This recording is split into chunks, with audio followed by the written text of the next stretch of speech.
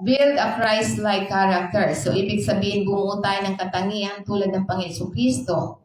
Ang pagtatrabaho ng buong puso ay nagpapaunlad ng mga katangian tulad ng kasipagan, pagpapakumbaba, at pasensya.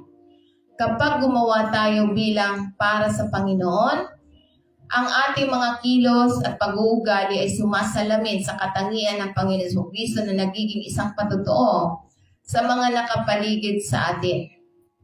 So kaya nga tulad na lamang sa halimbawa ni Martha, ito yung sinasabi sa Luke chapter 10 verse 38 to 42.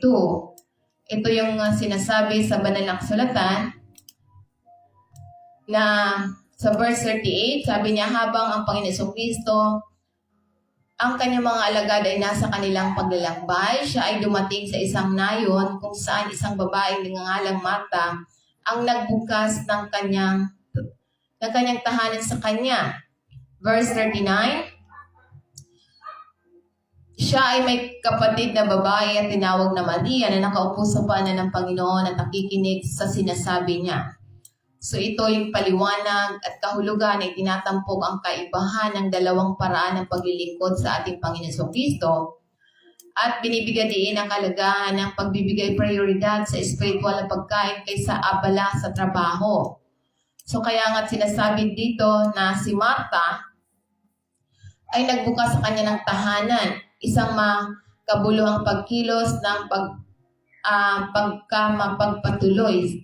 Samantalang ang kanyang kapatid ni si Maria ay nakaupo sa paanan ng Panginoon Kristo, isang posisyon na nagpapahiwatig ng isang pagkadisipulo na masinsinang nakikinig sa turo ng Panginoon Kristo.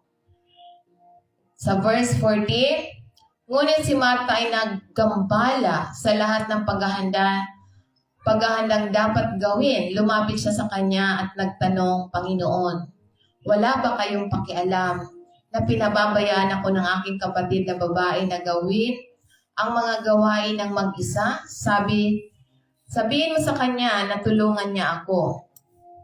So, ito yung sinasabi na si Marta ay nabigla sa paghahanda, ang kanyang pagkabigo na humantong sa kanya upang harapin ang Panginoon Kristo na nagpapahayag ng isang pakiramdam ng hindi patas at hindi tinutulungan ni Maria.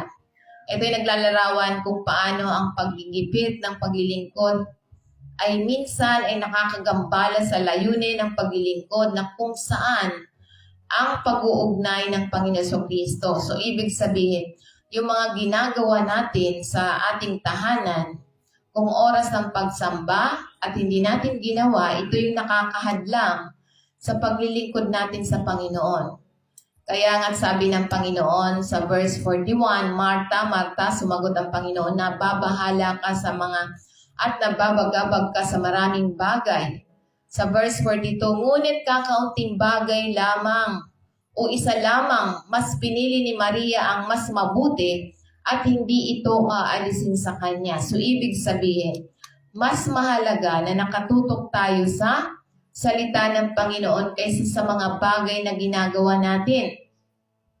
Kaya nga nakikita natin kung sino lamang ang tumututok sa salita ng Panginoon. Ang mga tao busy-busy ngayon sa mga ginagawa sa kanilang tahanan. Wala silang panahon na makinig ng salita ng Panginoon. So kaya nga ito yung tugon ng Panginoon Kristo. Magiliw na sinaway ng Panginoon Kristo si Marta na kinikilala ang kanyang mga alalahanin at pagkagambala na binibigyan diin niya na habang ang maraming bagay ang maaring humingi ng atensyon. Ilan lamang ang tunay na kailangan. Kaya't pinuri ng Panginoon Kristo si Maria sa pagpili na tumuon sa kanya na binibigyan diin ang kalagahan ng pagpapahalaga sa espiritual na paglago at relasyon sa Diyos kaysa aktibidad na mga ginagawa sa mga sanlibutan. So, ibig sabihin, mas mahalaga na binibigyan natin ng prioridad ang paglilingkod sa Panginoon. Kaya nga, mas pinuri ng Panginoon si Maria kaysa pag-aabala sa pagkabalisa ni Marta. So, kaya nga, bilang mga mananampalataya, So ito yung dapat nating i-apply sa ating personal na pamumuhay. Dapat prioritizing spiritual growth. So dapat natin bilang mga mananampalataya na pahalagahan ang oras na ginugugol natin sa presensya ng Diyos.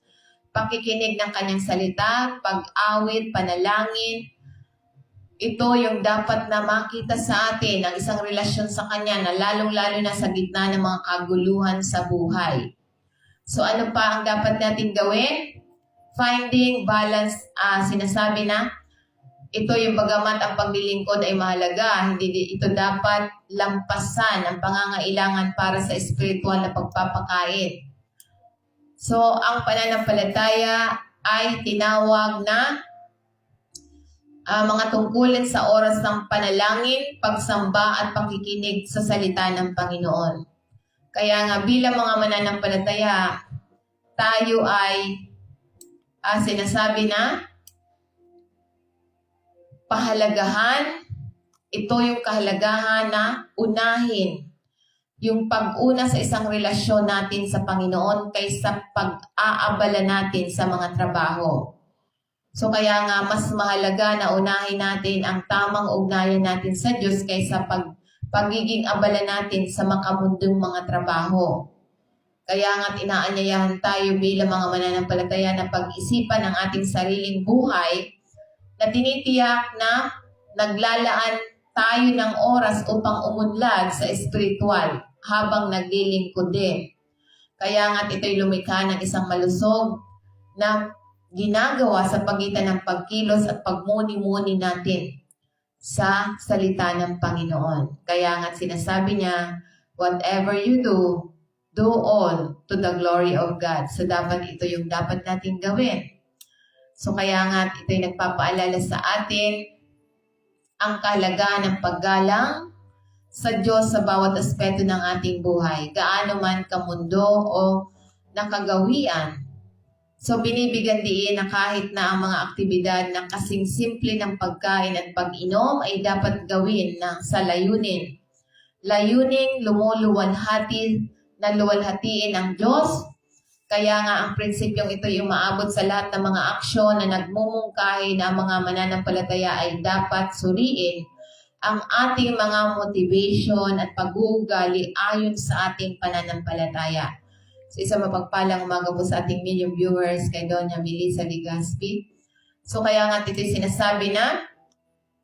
sinasabi sa banal ng sulatan na ito yung naghihikayat sa atin na kung saan ang bawat desisyon at aksyon ay sumasalamin sa isang pangako sa kaluwalhatian ng Diyos na inaanyayahan tayo bilang mananampalataya na mamuhay ng may layunin na tinitiyak na ang ating buhay ay nagsisilbing patutuo sa ating pananampalataya at relasyon sa Diyos na positibong naimpluwensyahan ang iba sa pamamagitan ng mga halimbawa. Kaya nga bilang mga mananampalataya, ito'y nag-aalok ng pagbabago, pananaw sa trabaho. Kaya nga tinaanyayahan tayo nitong tingnan ang ating mga pang-araw-araw na gawain bilang mga pagkakataon upang maglingkod at luwalhatiin ang iba. Luwalhatiin ang Diyos. Ito man ay ministeryo, negosyo, trabaho, o pang-araw-araw na pananagutan. Ang paggawa ng buong puso para sa kaluwalhatian ng Diyos ay nagdudulot sa atin ng kahusayan, pagsamba, at walang hanggang kagalakan. So itinataas ang discarding ito ang bawat tungkulin na nagbibigay daan sa atin na sumikat bilang mga halimbawa ng integridad at pangako sa mga nakapaligid sa atin. Sa pamamagitan ng pagtatrabaho ng may pusong nakatuon sa ating Panginoong Kristo, bumubuo tayo ng isang pamana na nagtuturo sa iba sa Kanya, na tinutupad ang ating layunin at nagpapakita ng pag-ibig ng Diyos sa bawat pagsisikap. So kaya nga't mahalagang mensahe na ito yung gawaing refleksyon ng kaluwalhatian ng Diyos sa ating mga gawain. So ito yung nagpapaalala sa bawat isa sa atin na ang bawat gawain, malaki man o maliit, ay maaaring maging isang pagkakataon upang ipakita ang pagmamahal at pangako ng Diyos. So sa pagtingin sa ating mga gawain bilang isang pag-alay sa Diyos, pinaparangalan natin ang Diyos, nakakatagpo tayo ng katuparan at tag-iiwan ng pangmatagalang epekto sa mga nakapaligid sa atin. So kaya